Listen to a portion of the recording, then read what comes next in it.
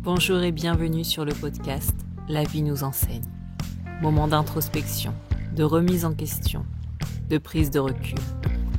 Je nous invite ici à un regard objectif sur nous-mêmes et notre vie. Je nous invite à reprendre la responsabilité de manière objective.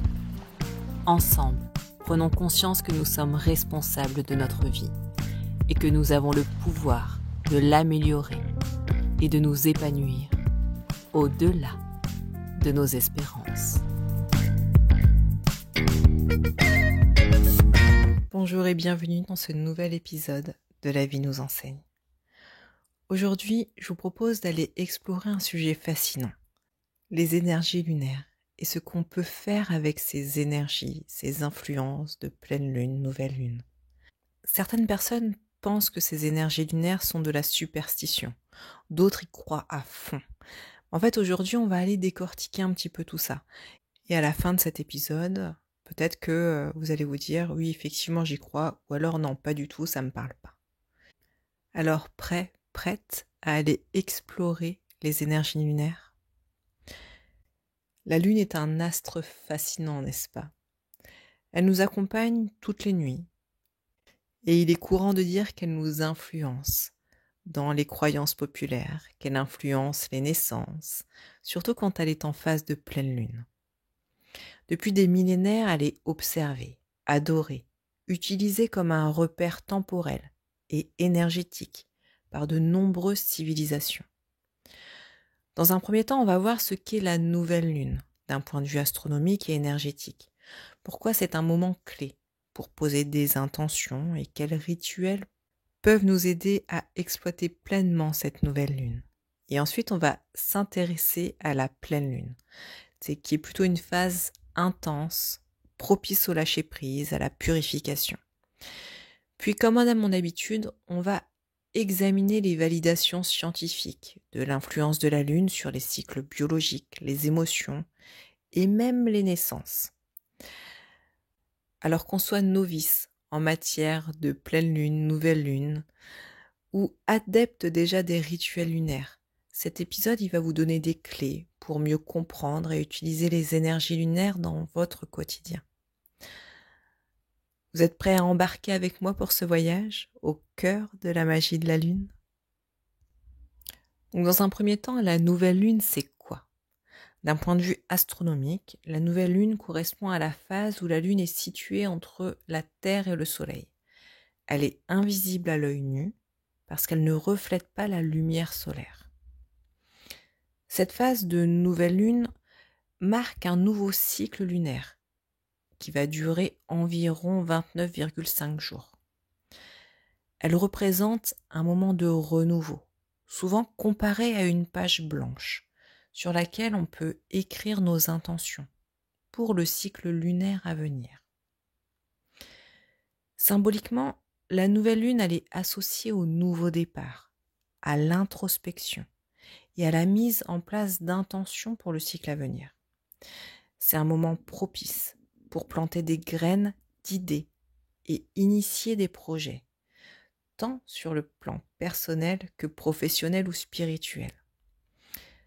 Cette période de nouvelle lune, elle invite à se recentrer, à écouter notre intuition et à poser des bases de ce que l'on souhaite voir grandir dans notre vie. Énergétiquement, la nouvelle lune, c'est une phase plus calme, favorable à l'introspection et au retour à soi. Vous le voyez quand je présente les guidances de nouvelle lune. On voit qu'elles sont plus attraits à de l'introspection et à la mise en place. À la mise en place de projets, à la mise en place d'habitudes, de choses qui vont nous aider dans le quotidien pour le cycle qui va venir, le cycle qui se passe, le cycle lunaire qui se passe du début de la nouvelle lune jusqu'à la prochaine nouvelle lune en passant par une pleine lune. Donc qu'est-ce qu'on peut faire comme pratique et comme rituel pendant cette nouvelle lune? Comme je vous propose à chaque fois des méditations, pendant les nouvelles lunes, on va poser des intentions et des vœux. On peut écrire une liste de vœux en lien avec nos aspirations profondes et surtout en lien avec l'énergie de cette nouvelle lune. Chaque nouvelle lune va se dérouler dans un signe astrologique particulier. Et à l'intérieur de ce cycle astrologique, les énergies vont être différentes. Vous allez avoir des énergies différentes. Quand ça va se passer en bélier, on va être plus dans l'action. Quand ça va se passer en poisson, on va être plus dans les émotions. Donc, vous allez poser des intentions en lien avec les énergies de la nouvelle lune. C'est vraiment important. Ça va être des phases qui vont vous aider par rapport à des projets qui vont être en lien avec ces énergies. Les énergies vont être beaucoup plus influentes. Donc c'est important de faire ces vœux en corrélation avec les énergies qui sont présentées. Donc les vœux, quand vous les posez, quand vous les écrivez, vous savez que dans les méditations de nouvelle lune que je vous propose, je vous invite à chaque fois à dire intérieurement vos vœux et à les formuler de manière positive et en commençant par je. Pourquoi? Parce que un vœu, enfin l'énergie, l'univers, ne comprend pas la négation. Donc vous allez formuler vos vœux de manière positive et affirmative. C'est vraiment important. Donc quand vous écrivez une liste de vœux ou quand vous dictez vos vœux à l'univers, ça va être important d'écrire je veux être plus sereine dans mon quotidien et pas écrire je ne veux plus être stressée. Quand vous écrivez je ne veux plus être stressée, comme l'univers n'entend pas la négation, lui il entend je veux stresser. Voilà, je veux être dans le stress. C'est important de formuler vos demandes de manière positive et affirmative. Changer la perspective. Donc quand vous voulez être moins stressé dans votre quotidien, il va falloir le formuler en je veux être plus sereine, je veux me sentir apaisée, je veux du calme.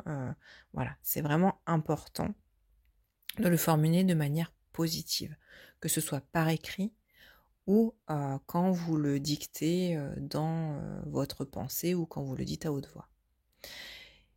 Et les vœux de nouvelle lune ne se prononcent qu'à la première personne. C'est-à-dire que vous ne pouvez pas faire de vœux pour des personnes de votre entourage. Alors, je m'explique. Vous allez pouvoir poser des vœux en disant je souhaite, je veux pour moi-même, ceci, cela, etc.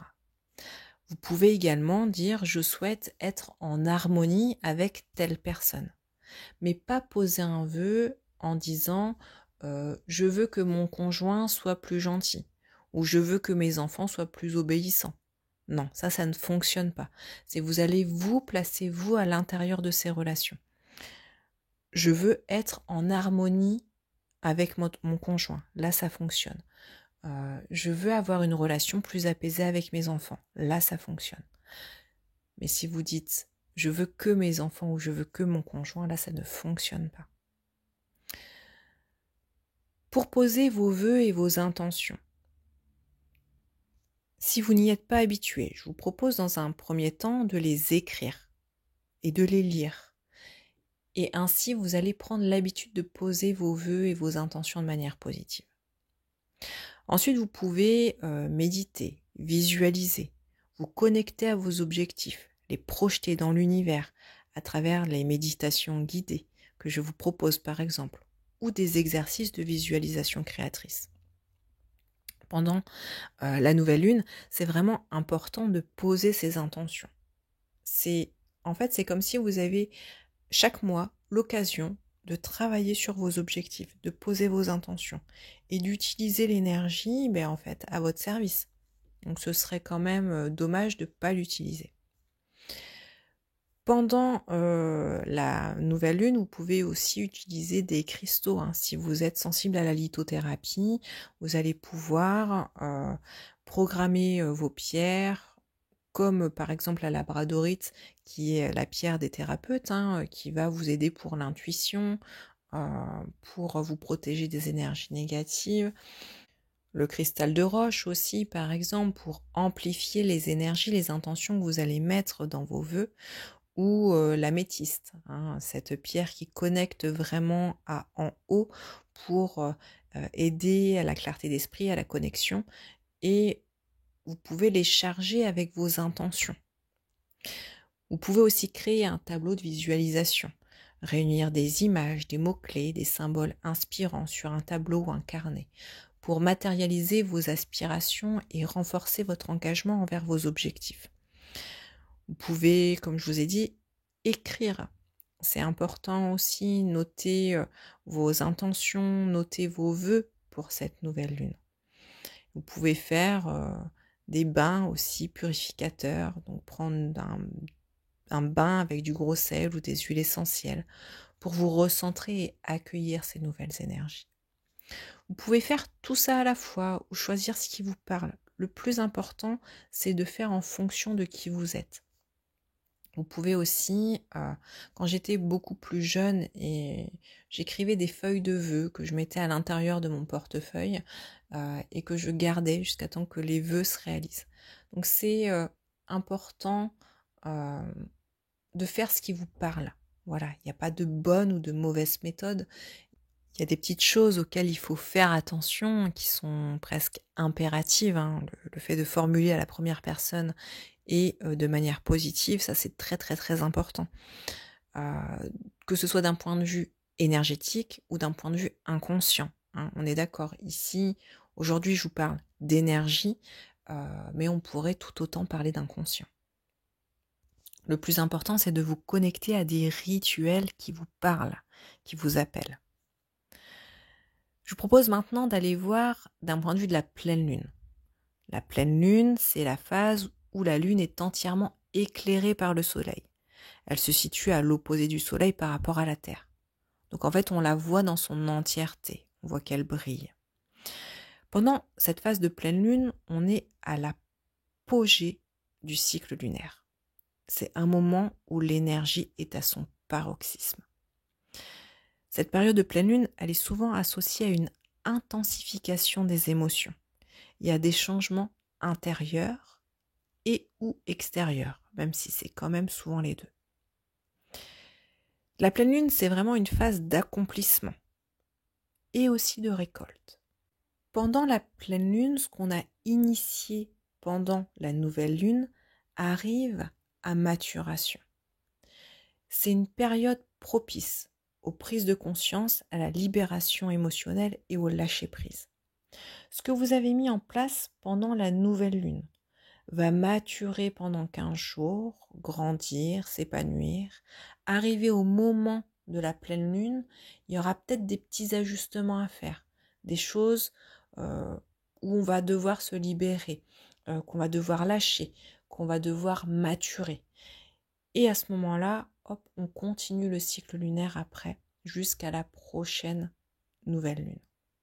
Cette phase de pleine lune, c'est souvent un moment où les émotions sont perçues comme exacerbées, où des tensions peuvent se manifester et aussi un moment où on a la clarté d'esprit qui est la plus forte. En fait, on se libère à ce moment-là. On se libère de ce qui ne sert pas au projet qu'on a instauré pendant la nouvelle lune. Dans des traditions spirituelles, la pleine lune, elle est considérée comme une période idéale pour se purifier, pour se débarrasser des énergies stagnantes, de ce qui ne sert plus. Donc pendant les pleines lunes, on peut mettre en place des rituels, comme pendant la nouvelle lune. Ça va être souvent des rituels liés au lâcher-prise et à la libération. Donc vous pouvez, encore une fois, écrire sur une feuille ce que vous souhaitez laisser partir. Vos peurs, vos croyances limitantes, les relations toxiques. Et brûler cette feuille pour symboliser la libération. Vous pouvez aussi utiliser des rituels à la bougie, c'est-à-dire que pendant cette pleine lune, vous allez écrire sur une feuille ce dont vous voulez vous libérer. Et encore une fois, on se libère de façon positive. C'est je me libère de, je m'autorise à laisser partir et pas je ne veux plus avoir telle relation, je ne veux plus être en conflit. C'est je me libère de mes attentes, je me libère de mes peurs, je me libère de certaines croyances, je me libère, etc. Ou je m'autorise à laisser partir. C'est important de formuler tout ça de manière positive. Vous pouvez donc utiliser le rituel à la bougie. Le rituel à la bougie, c'est vous écrivez sur une feuille ce dont vous voulez vous débarrasser. Vous allez plier cette feuille sous une bougie que vous allez laisser allumer, que vous allez poser sur une coupelle blanche. Vous pouvez plier cette feuille, la mettre en dessous, et vous allez laisser brûler la bougie avec cette feuille en dessous. Vous pouvez utiliser des neuvaines, donc des bougies qui vont brûler pendant 9 jours, des bougies qui vont brûler juste pendant la journée de la pleine lune, ou 3 jours, vous choisissez ce qui vous parle. Le plus important, ça va être, à chaque fois que vous passez devant cette bougie, au moins une fois par jour, prendre votre papier, le relire, afin de laisser partir en fait ce qui ne vous sert plus. Donc évidemment, c'est à mettre dans un endroit sûr, avec une coupelle en dessous de la bougie et vraiment le papier en dessous de la coupelle. Si vous n'êtes pas à l'aise avec ça, vous brûlez le papier directement. Il ne s'agit pas là de vous mettre en danger. Ensuite, vous pouvez, pendant cette pleine lune, recharger et purifier vos cristaux. Tous ceux qui sont en lien avec la lithothérapie et à qui ça parle, vous pouvez placer vos cristaux à l'extérieur, sur le rebord de la fenêtre, pour qu'ils se rechargent en énergie lunaire. Alors il faut faire attention, il y a des pierres de lithothérapie qui se rechargent au soleil, d'autres qui se rechargent à la pleine lune. Donc ça va être important de regarder quelle pierre se recharge avec quoi. Vous pouvez faire un bain de lune, c'est-à-dire vous promener sous la pleine lune ou méditer à l'extérieur pour absorber son énergie et ressentir sa puissance. C'est souvent ce que je vous propose dans mes méditations de pleine lune, c'est de vous imaginer baigné de cette énergie, de cette lumière, de cette pleine lune. Donc évidemment, il y a la méditation, donc pratiquer la méditation pour se recentrer, calmer les émotions amplifiées par cette phase et aller chercher dans cette méditation à se connecter aux énergies de cette pleine lune. Donc c'est souvent ce que je vous propose dans mes méditations guidées. Vous pouvez faire aussi un travail sur vos émotions et votre intuition. Notez vos ressentis, vos rêves, parce que souvent pendant ces phases de pleine lune, les rêves sont intensifiés. Observez les synchronicités qui peuvent aussi survenir pendant cette période de pleine lune. Et pratiquez évidemment des rituels de gratitude. Prendre un moment pour remercier l'univers pour les choses positives qui se sont manifestées dans votre vie depuis cette nouvelle lune. Donc là, on a vu d'un point de vue énergétique ce qui se passe pendant la nouvelle lune et pendant la pleine lune. Et ce qu'on peut y faire, les intentions qu'on peut y mettre, comment on peut utiliser ces énergies. Là, je vous propose d'aller voir un petit peu plus les validations scientifiques de l'influence de la Lune. Donc, dans un premier temps, on sait, ça a été prouvé, que la Lune a une influence sur les marées et sur le corps humain. La Lune, elle exerce une force gravitationnelle sur la Terre. Elle est responsable du mouvement des marées. Je pense que tout le monde le sait. Et puisque le corps humain est composé principalement d'eau, on a émis l'hypothèse que cette lune peut avoir une influence sur les humains. Alors, certains y croient, certains n'y croient pas. Il est important de noter que l'intérieur du corps humain n'est pas composé des mêmes molécules que l'eau de mer, que les océans. Donc, les scientifiques soulignent que la force gravitationnelle de la Lune sur un petit volume d'eau, comme notre corps, est extrêmement faible et difficilement mesurable par rapport aux forces en jeu sur une masse océanique massive. Après, certaines personnes ressentent cette influence. Certaines femmes vont avoir leurs règles, quand elles ne sont pas soumises à des hormones, soit à la pleine lune, soit à la nouvelle lune, en fonction de comment elles se sentent à l'intérieur de leur vie. Ça, c'est quelque chose qui est amusant à observer. Pour ma part, je ne sais pas si cette lune l'effet de la pleine lune, de la nouvelle lune, influence réellement le corps. Par contre, chez moi, je le ressens. Je vais faire des rêves plus intenses. Donc, pour moi, la lune peut influencer notre corps, que ce soit d'un point de vue vraiment biologique ou inconscient, que ce soit l'un ou l'autre. Je pense que les humains sont sensibles aux influences lunaires, mais ça reste ma croyance. Donc là, comme je vous disais, par rapport au sommeil, moi je sens que quand il y a la phase de pleine lune, je vais faire des rêves plus intenses, en tout cas je m'en souviens beaucoup plus. Et les scientifiques ne sont pas en reste. Ils ont fait des études et ils ont observé que les participants des études mettaient plus de temps à s'endormir pendant les phases de pleine lune. Et ils dormaient environ 20 minutes de moins. Ils présentaient également une réduction de la qualité du sommeil, notamment en phase de sommeil profond. Les résultats de ces études suggèrent que l'intensité lumineuse de la pleine lune ou des mécanismes encore mal compris pourraient altérer le cycle circadien. C'est intéressant à observer. D'autres études ont tenté de relier les phases lunaires à des variations d'humeur et à l'agitation. Certaines observations cliniques rapportent une augmentation des comportements impulsifs ou une sensibilité émotionnelle exacerbée pendant la pleine lune. Par contre, il est important de noter que les résultats sont souvent mitigés et qu'il y a aussi des facteurs psychologiques tels que la croyance en les influences de la Lune qui pourraient avoir elles-mêmes joué un rôle dans la perception de ces changements.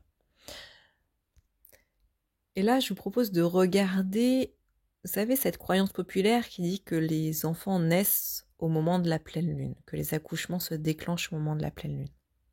Alors évidemment, il y a des études qui ont été faites sur le nombre de naissances selon les phases lunaires. Mais les résultats restent contradictoires. Certaines recherches indiquent une légère augmentation des naissances pendant la pleine lune, alors que d'autres n'ont trouvé aucune corrélation statistiquement significative. En fait, tout ça, ça suggère que si un effet existe avec la pleine lune, il est vraiment subtil et modulé par de nombreux autres facteurs biologiques et environnementaux. Ou alors que la pleine lune n'influence pas du tout les naissances et que c'est juste une croyance populaire.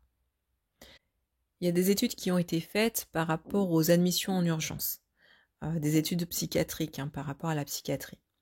Et ils ont observé une augmentation des admissions aux urgences et des comportements atypiques pendant les périodes de pleine lune.